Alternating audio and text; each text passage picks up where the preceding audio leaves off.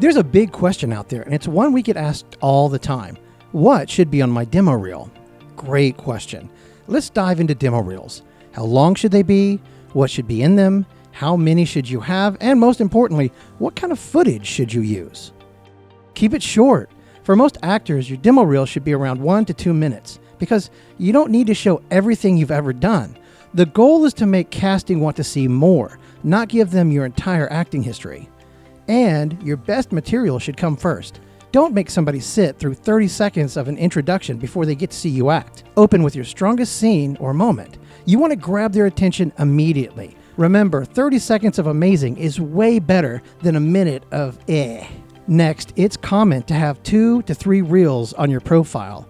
One can showcase your dramatic work, while the other can highlight your comedic range, or whatever makes sense for the type of roles you're going for. And one industrial reel, showing off commercials or training videos. However, there is a case to be made for more, so we suggest a max of 4. 1 industrial, 1 comedic, 1 dramatic, and 1 that's both dramatic and comedic, otherwise known as a range reel. Now there are 3 exceptions.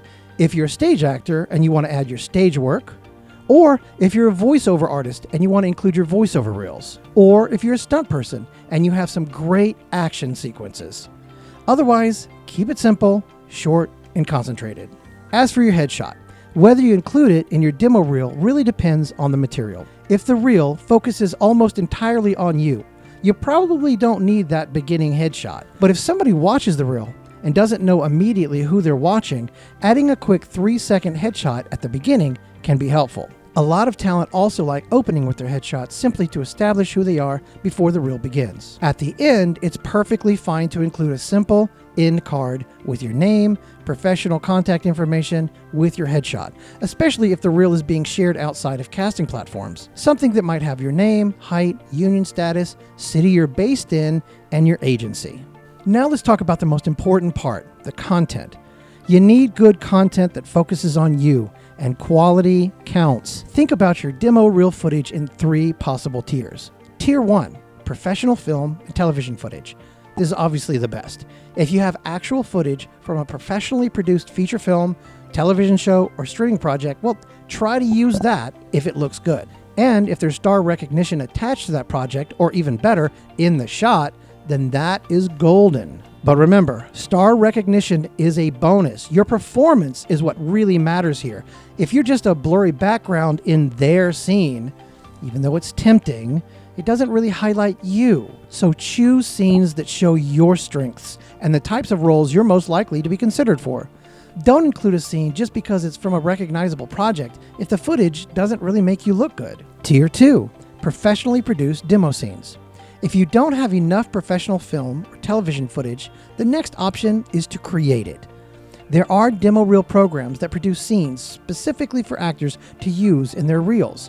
That's why we created our program here at Real Talent. If you choose this route, try to remember that the finished scene should feel and look like it's been pulled directly from a feature film or television show. You're not trying to make an audition reel. We're making a performance reel, so it should look like something that has some polish on it.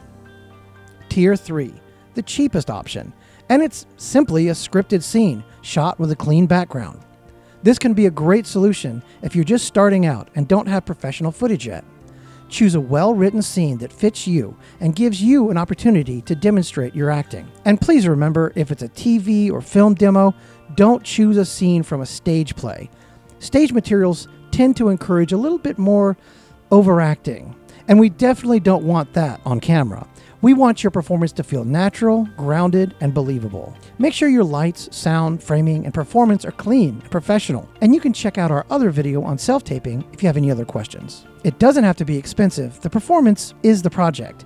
But there is one very important warning. Do not use a current audition from a project that hasn't been released yet. If you audition for a movie or television show and receive sides for that audition, don't simply take those sides and turn them into your demo reel. That material may be confidential, and the project might not even be publicly available yet. Instead, use material you have permission to use, or create something specifically for your reel.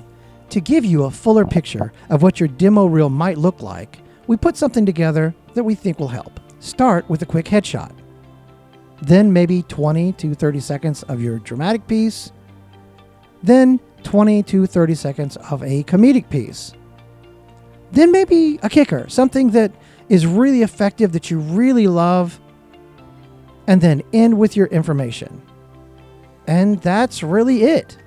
Overall, keep the reel short and professional. Start with your strongest material and don't waste time with unnecessary introductions. And finish with a headshot and contact card if you feel it's appropriate. Your demo reel isn't supposed to tell casting everything about you. It's supposed to make them say, I want to see more of this actor. We hope this helps. And if you want to talk to us more about how to get better content or editing the content that you already have, then please let us know and we'll try to help. Until then, keep your head up and enjoy the journey.